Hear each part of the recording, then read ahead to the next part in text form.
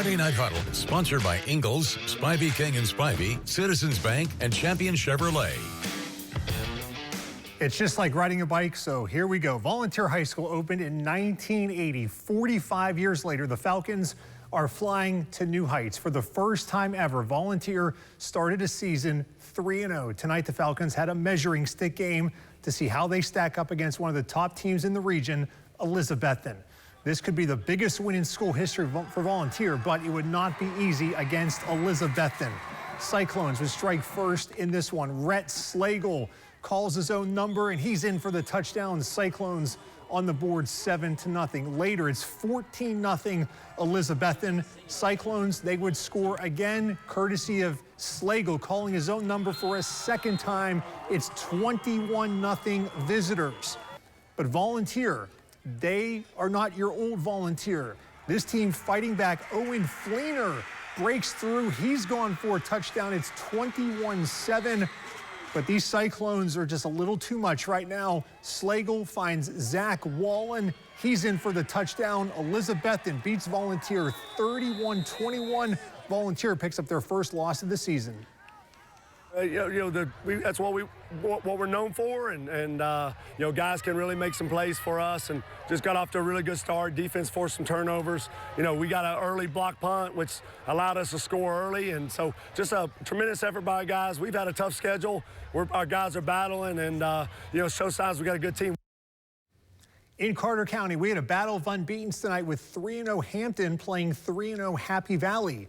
These two teams are no longer in the same region, but that doesn't matter when county bragging rights are on the line. Let's pick this one up. First quarter, the Warriors' first possession near midfield. Gabe McDougall, the quarterback keeper, 52 yards for the touchdown, 7-0 Warriors. Happy Valley not even close to being done in this one. Another touchdown from McDougall makes it 13-0, and the good times would keep coming for Happy Valley. Second quarter, Lane Parker says, "See you later." 72 yards for the touchdown. It's 19-0 Happy Valley. More from the Warriors. Parker, this time he's going 34 yards for the touchdown. Happy Valley routs Hampton tonight 39-0. The Warriors are 4-0. Another battle of unbeatens in the Atomic City tonight. Dobbins-Bennett visiting Oak Ridge in a game we broadcast earlier tonight on News 5 thanks to our friends in Knoxville. Oak Ridge fumbles going in to score. DB recovers, but the bad news is DB's on their 1-yard line. They can't get it out of the end zone on the running play. It's a safety for Oak Ridge. They take a 2-0 lead. Later, Oak Ridge finds the end zone. DeMillion Porter runs it in. It's 9-0 Wildcats. Here come the Indians. Levi Chappell, quarterback keeper. It's 9-7, but it was all Oak Ridge from there. Porter catches a touchdown pass from Blaine Stansberry, makes it 16-7.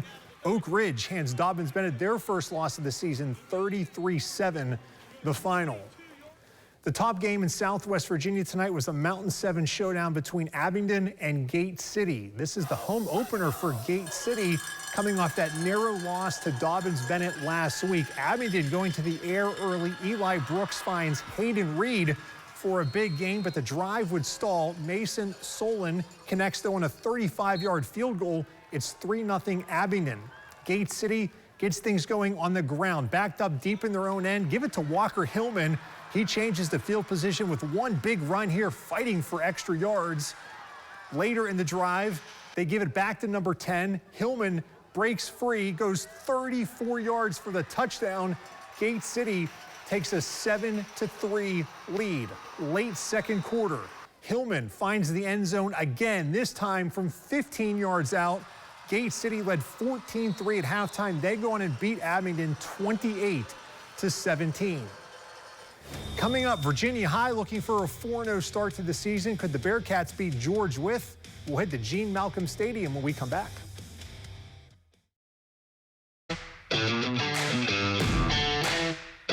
Friday Night Huddle, sponsored by Ingalls, Spivey King and Spivey, Citizens Bank, and Champion Chevrolet.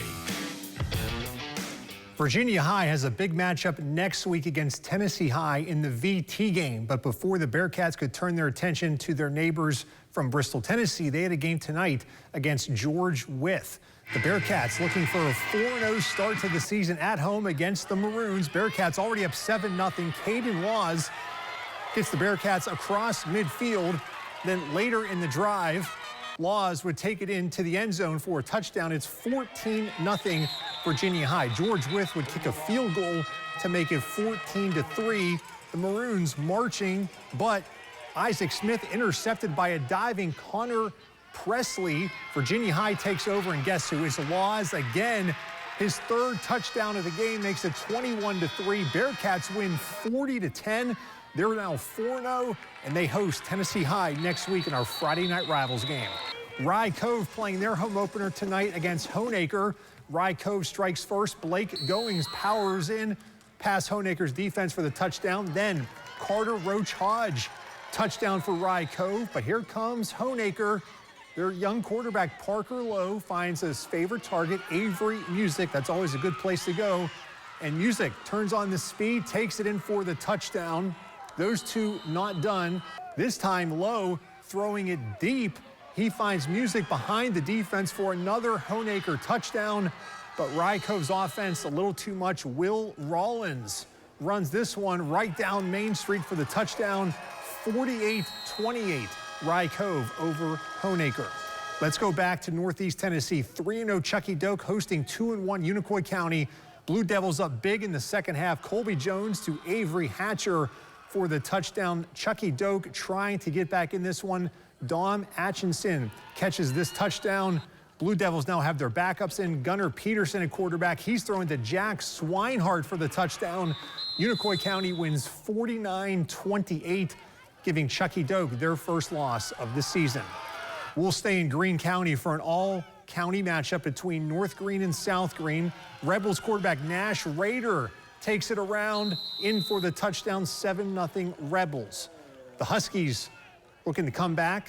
Fourth down, they go for it. Thomas Darnell keeps it, a big gainer for North Greene. A little momentum for the visitors, but it did not last long. Darnell intercepted by Mason Harmon. This one all Rebels. They win 56-7 over North Greene. And last but not least in Greene County, West Greene hosting Providence Academy. The Knights find the end zone. Cam Blanton to Nash Martinez. Then more from Providence Academy. Blanton calls his own number here. The Knights leading 14-7. Later, it's 20-7. West Greene gets back in the game on special teams. Kyler Patterson goes 98 yards for the kickoff return. That makes it 20-14. Later, Providence Academy scored again, so they kick it off. And this is not a repeat. Patterson this time goes 99 yards. Maybe they should stop kicking it to him. 2 kickoff returns in the first half for Patterson, but Providence Academy would go on to win 48-27. We're going to head out to Bristol Motor Speedway next, but first, let's listen as the Abingdon Marching Band takes us to break.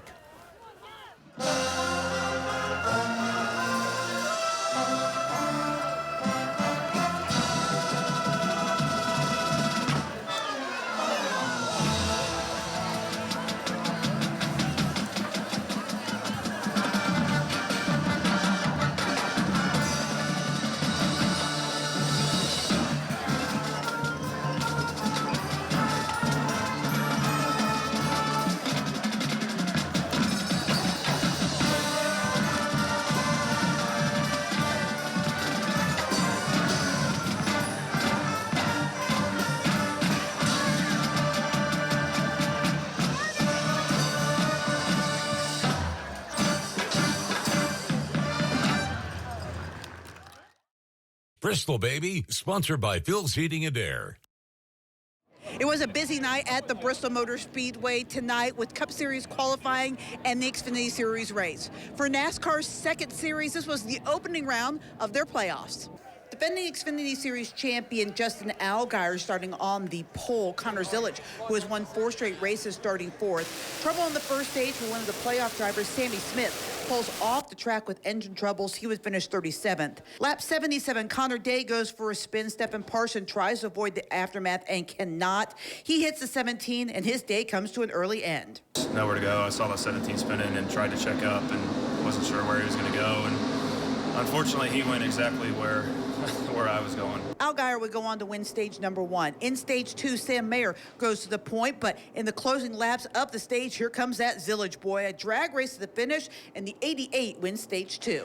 Final stage, Eric Almirola grabs the lead after staying out during a caution, and he would never give it back. He goes on to win the Food City 300. In victory lane with Food City 300 winner Eric Almirola. Eric, you said in the post-race you have coveted one of those swords. How's it feel to drive up here to victory lane and finally wield one of those things around? It feels amazing. Yeah, I've been so close here over the years. I've run really well here in everything that I've ever raced, and I've had second places and third places in the Cup car. I've led a lot of laps here and just never been able to get it done and get to victory lane. So it feels really awesome to finally do that here at Bristol. How much did your experience pay off? Because you kind of hounded Connor, and then you faked him out a little bit on the pit. He pitted, you stayed out. That's really how you got control of the race. Yeah, it certainly was. You know, he was really fast. I think we were really close. We were comparable on lap times, but he had clean air. And I've noticed that the last few times that we've raced them, you know, they've been really fast, but they're really fast when he's in clean air. And when he gets trapped in traffic, I feel like we're better than them. The Cup Series qualifying, well, all eyes were on the playoff drivers trying to advance in the postseason. A non-playoff driver was stealing the show. The fastest of the playoff drivers was Ryan Blaney. He will start P2 with his teammate Austin Cindric right behind him in P3. But the day belonged to A.J. Allmendinger. He has a fast lap of 126.93 miles per hour to win his first pole since 2015 and the first ever on an oval for Colleague Racing. It's just a pole. It's not a huge deal, but for a team like ours, all the men and women at Colleague Racing, building fast race cars, it means a lot, and hopefully we go do some more tomorrow. So the stage is set for tomorrow's Cup Series race. It is the final race in the opening round of the playoffs. At the Bristol Motor Speedway, Heather Williams, News 5, WCYB. Heather, thank you very much. Let's go back to some high school football scoreboards in Tennessee tonight. Science Hill blanks Bearden 35-0. Toppers are 4-0. West Ridge beats Hardin Valley 35-18. West Ridge is now 3-1. How about Greenville? They continue to roll. They beat Seymour 49-6. Greenville 4-0. Tennessee High gets their first win of the season. They beat Cocke County 35-0. Daniel Boone, their struggles continue. They're blanked by Sevier County 48-0. David Crockett wins a close one against Morristown West 29-27. Big region win for the Pioneers. Congratulations to them. Cherokee stays undefeated 60-30 over Granger. The Chiefs are 4-0. Sullivan East, their struggles continue. They lose to Eagleton Academy 44-19. Johnson County loses to Ashe County, North Carolina 38-13. Unaco falls to Cosby 56-0. And Cloudland gets their first win of the season 60-20 over Hancock County. Let's go to Southwest Virginia now. Ridgeview remains undefeated. They roll past Central 48-14. Wolfpack are 3-0. Lebanon all over Marion 53-22. A low-scoring game up in Norton. Patrick Henry comes out on top over J.I. Burton 15-8. Lehigh falls to Richlands 42-14. How about a crazy game? Eastside scores with 4 seconds left, and then they go for 2 in the win, and they get it. The Spartans beat Rural Retreat 36-35. Chilhowie blanks Narrows 27-0. Grundy loses big to Giles 52-6. Northwood by 10 over Eastern Montgomery. Twin Springs, big win over Pineville, Kentucky 51-14. Thomas Walker, they did not fare so well against the Kentucky school. They lose to Lynn Camp 34-14. Twin Valley loses by 2 touchdowns at home against Bland County. And Hurley falls to Riverview, West Virginia. That is a wrap on Friday Night Huddle. Thank you to our fantastic crews, also Heather Williams at Bristol Motor Speedway. We'll leave you now with some of the top plays from Week 4 in Tennessee and Week 3 in Southwest Virginia.